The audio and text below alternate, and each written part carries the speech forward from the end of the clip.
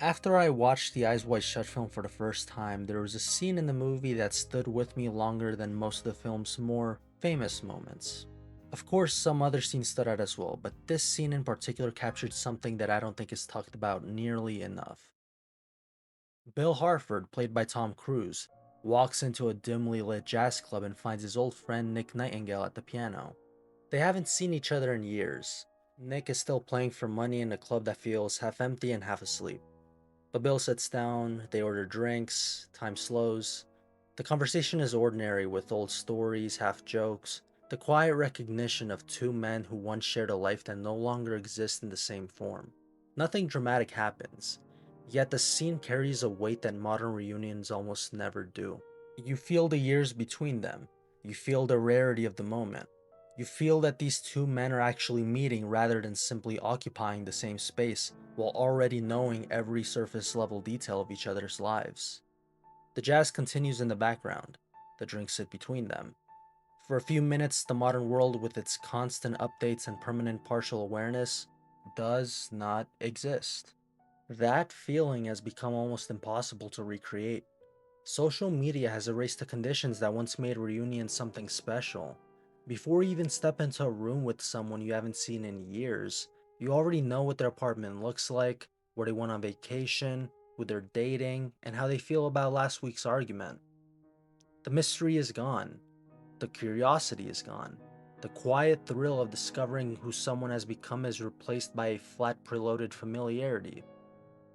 You sit across from them and the conversation has nowhere to go because the feed has already done the work. What used to be an event becomes a confirmation. You aren't catching up. You are simply verifying the version of their life that the algorithm has already showed you. The reunion loses its charge because the absence that once gave it meaning has been removed. This is more than a small loss of novelty. It is a quiet rearrangement of how human connection is supposed to work. For nearly all of human history, the number of people any single person could know was limited by geography, time, and the physical body. You met people, you lost touch, you reconnected years later, and the gap itself carried meaning. The years of absence created a kind of emotional tension that the reunion then resolved. That tension is gone. We now live in a permanent low-grade awareness of hundreds of people we will never actually sit with. The result is a strange disposability.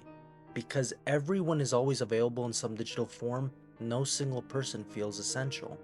The scarcity that once made a face-to-face meeting feel significant has been replaced by an endless shallow abundance.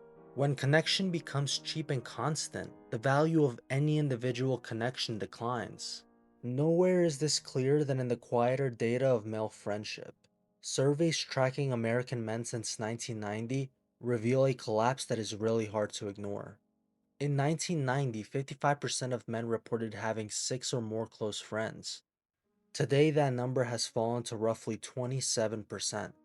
The percentage of men with zero close friends has risen from around 3% to 15%, and these aren't fringe numbers. They describe an entire generation whose social lives have been reduced to a collection of dead group chats that no one has the heart to delete. The last message is usually months old, a link someone dropped, a half-hearted, "we should hang soon," and then silence. The chat remains because deleting it feels like admitting the friendship is over, so it just sits there, kept alive in name only. The friendship is neither alive nor allowed to die cleanly. Phones did not invent loneliness, but they perfected a particularly cruel version of it. They give just enough contact to prevent the friendship from officially ending, while never providing enough to keep it alive. You see a story of him fishing, he sees a story of your dog. You both feel for a brief second as if you are still in each other's lives. Then you close the app and return to the same isolated evening. The text that says, "we should hang soon" is sent and received with the mutual understanding that neither person means it. The gesture itself becomes the substitute for the actual meeting. The friendship receives just enough oxygen to keep its name and nothing more. Over time, this pattern trains people to accept that simulation as sufficient. The real thing begins to feel almost excessive, too demanding, too slow. Modern life has removed the practical conditions that once made friendship almost automatic. Work consumes the day, the commute consumes the evening, the remaining hours are too short and too depleted for anything that requires coordination. Weekends fill with errands and obligations. If children are involved, the margin disappears completely. Two adult men who once saw each other daily now require 3 weeks of calendar negotiation to share a single evening, and one of them will often cancel. The places where men used to simply exist in the same space, cheap bars, parks, community centers, neighborhood spots where you could sit without buying something every 20 minutes, have largely vanished or become too expensive to treat as casual. Friendship has been turned into an event that must be planned, paid for, and protected from the rest of life's demands. Anything that requires that much infrastructure is easy to abandon. Men in particular bond through shared activity more than through conversations alone. Two men sitting across a table with nothing between them often feel like they are in an interview. Give them a project, a gym, a garage, a trip, or even a shared mission, and the friendship forms almost instantly without effort. When life contains no such projects, there is nothing for another man to attach himself to. A man who is building something rarely has to go looking for friends. A man whose life has been reduced to work, screens, and free time often discovers that no one is looking for him either.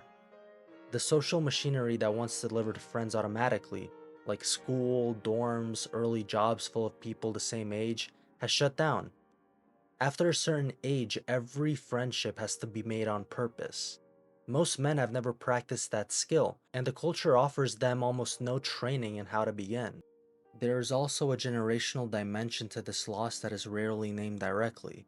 Gen X and older millennials form the last large groups of people who can still remember, as a lived experience, what it felt like to lose touch with someone completely, and then meet with them years later with a genuine surprise. They grew up in a world where absence was still possible. They know what it feels like for time to open a real gap between two people. Younger generations have never inhabited that world as adults. For them, continuous low-level awareness of others is the default setting. The old form of reunion, the one that carried the weight of real absence, is becoming something that can only be described secondhand. Once the people who lived it are gone, the memory of that particular human texture will exist only as nostalgia or historical curiosity. Something ordinary and once universal will have quietly disappeared from the range of possible experiences. At the same time, the option of simply leaving the digital system is not equally available to everyone.